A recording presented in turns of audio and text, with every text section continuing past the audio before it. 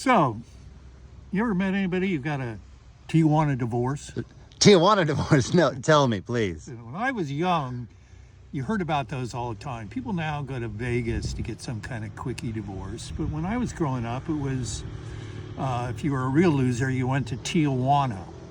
And how could that be legal in the U.S.? You know, you get a piece of paper from Mexico to nullify your American divorce. But, you know, some people... But it was legal. Oh, yeah, and there was merit to it. And there were attorneys in Tijuana who did it. So I talked about, you know, after Nancy left, that first marriage, and several months had passed, and I had a girlfriend, and she was living with a Scientologist, of course, and she'd gotten pregnant.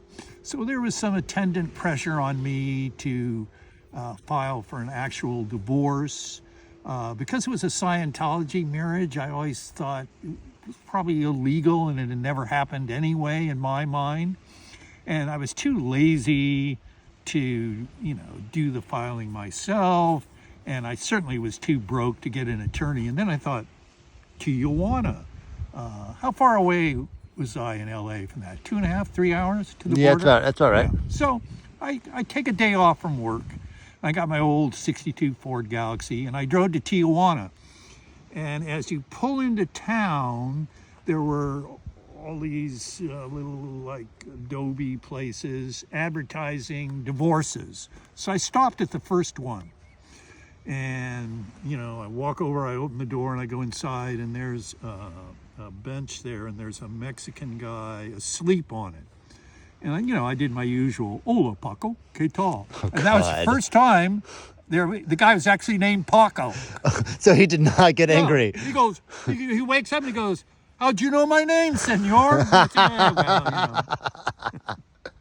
And so I said, are you the attorney? And he goes, oh, no, I'm his assistant. I'm his paralegal, he said.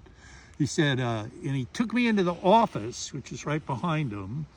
He opened the door, took me in the office, and he said, I'll go get Senor Lopez. So I go into this office. He closes the door. It's like a Nazi bunker. There's a desk, there's no windows, and there's chairs on either side. And I sit on the chair.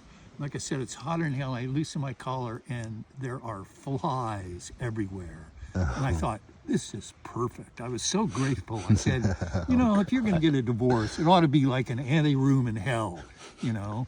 So I'm sitting there, and I'm sweating. And finally,